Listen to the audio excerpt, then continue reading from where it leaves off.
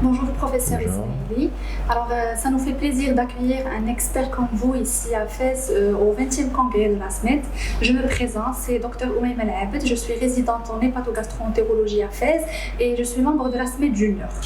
Alors comme je viens de commencer mes gardes d'endoscopie, la question qui se pose le plus, c'est surtout à propos de la ligature.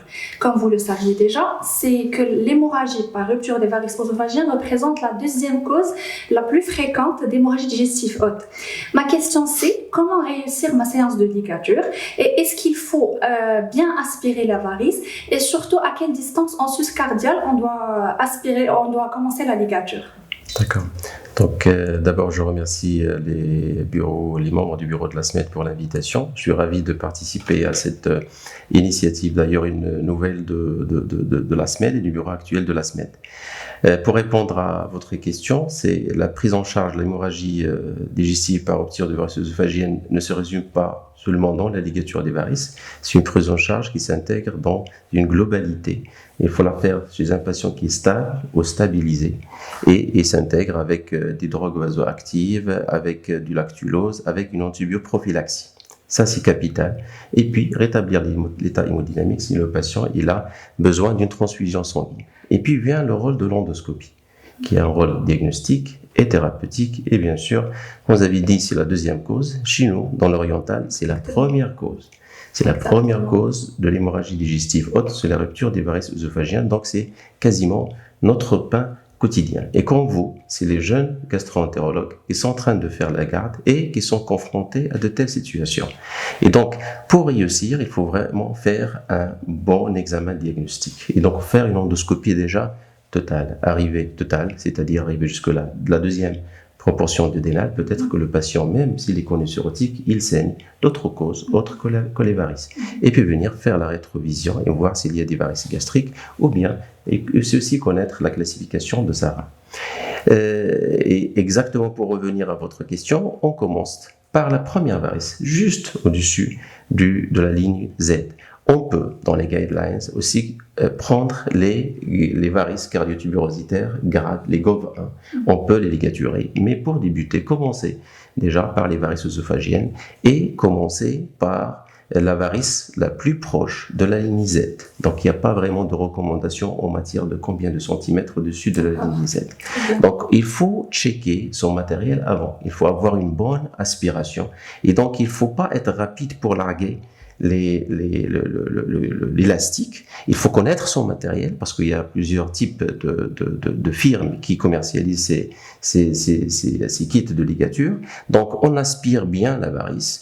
Et j'étais dans un centre il y a une vingtaine d'années. Il faut vraiment laisser la main droite, vraiment comme ça, et pas rapidement aller larguer la varice. Il faut que la varice occupe presque la totalité du screen, de l'image, et surtout ne pas hésiter si on a un saignement, c'est encore plus indiqué de finir le geste et de larguer la première élastique. Et puis, partir comme ça, en zigzag, sinon, c'est pas aussi vraiment obligatoire, aller à la varice la plus significative. On assiste parfois à un affaissement des varices en amont. Il faut finir et ne pas être très proche de l'œsophage cervical pour éviter, on va en parler, des éventuels effets secondaires. D'accord, ça va. Donc, quelles sont pour vous les complications de la ligature? Effectivement, quand les complications ont effets secondaires, bon, on peut avoir une gêne à la déglutition, on peut avoir des douleurs, on peut avoir des vomissements, des crachats, on peut dire que vraiment c'est des hématémèses. Mais c'est les principaux effets secondaires de la ligature des varices, mais insistant, un geste qui est bien fait, vraiment, ces effets secondaires sont pris en charge de façon médicale et voilà. D'ailleurs, c'est un geste, là on le fait en urgence, mais on peut le faire en électif et les patients viennent en ambulatoire sans qu'ils soient hospitalisés. Exactement. Je me rappelle d'un de mes malades chez qui j'avais réalisé une ligature des varices œsophagiennes aux urgences. Il a présenté une récidive hémorragique 5 jours après la ligature. Et la fibroscopie de contrôle, je tombe sur une chute d'escar.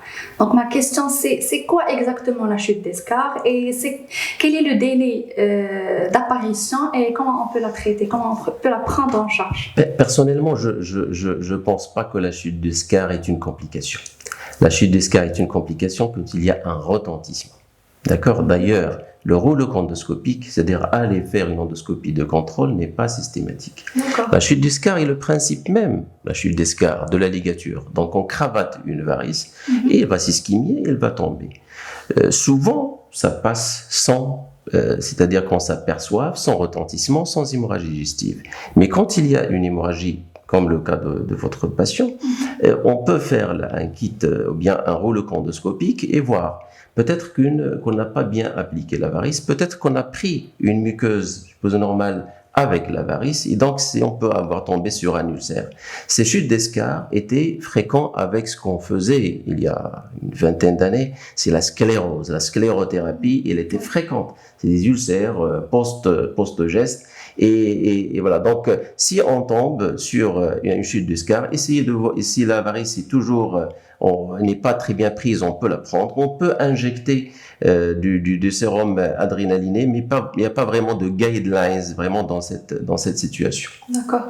Donc, est-ce qu'il faut retarder la prochaine séance de ligature chez un patient qui a présenté une chute d'escar ou bien on le prend comme les autres malades? Non, il faut le prendre comme les autres malades. Donc, si on a géré cette complication, entre guillemets, aller dans le rythme normal comme un patient qui n'a pas présenté cet effet secondaire ou cette complication, si on veut dire. D'accord. Et pour l'association de bêta-bloquants, on les associe systématiquement en ligature ou bien quelle est votre attitude? Là, c'est un patient qui vient en urgence pour hémorragie. Donc, soit c'est une hémorragie, c'est-à-dire qui a inauguré la maladie ou la première décompensation hémorragique, ou bien c'est un patient qui a déjà des varices œsophagiennes et déjà sous bêta-bloquant. Donc, en prévention primaire, la recommandation, c'est les bêta-bloquants, donc cardiosélectifs. Et donc, on a le propranolol ou le carvedilol en absence de contre-indication. S'il y a une contre-indication en intolérance, en ligature d'emblée. Si le patient est déjà sous bêta-bloquant, il faut arrêter les bêta-bloquants en épisode hémorragique. Il faut les reprendre 3 à 5 jours après. Ça, c'est en prévention secondaire. D'accord. Donc, après avoir éradiqué les varices œsophagiennes, quel est le mode de surveillance ou bien le rythme de surveillance et qu'est-ce qu'on doit faire par la suite? Déjà, vous avez parlé d'un point très important. Si on fait l'endoscopie pour ce type de patient, il faut parler d'éradication des varices. Et donc, il faut inclure les patients dans un programme d'éradication. On fait notre première séance. On revient 2 à 4 semaines après. En principe, dans les recommandations, 2 semaines. Bon, on peut aller dans la vraie vie jusqu'à 4 semaines. Parce que, entre-temps, si on tarde, le patient pourra refaire un deuxième épisode hémorragique qui peut être grave. Et donc, il faut programmer une deuxième séance à 4 semaines. Et puis, la troisième séance, c'est toujours le patient à la deuxième séance et elle a toujours des varices persistantes. Et une fois éradiquées, et puis on va faire une endoscopie en principe dans les 6 mois. Donc 6 mois, donc pendant les 1 an, 2 ans. Si on n'a pas de varices, on peut revenir au schéma habituel de surveillance des patients avec HTP, avec des varices. D'accord, merci beaucoup, merci j'espère, pour votre écoute, pour votre présence et c'était vraiment intéressant. Je vous en prie et j'espère que ça va être aussi bénéfique pour les jeunes médecins. Ouais, merci. Exactement.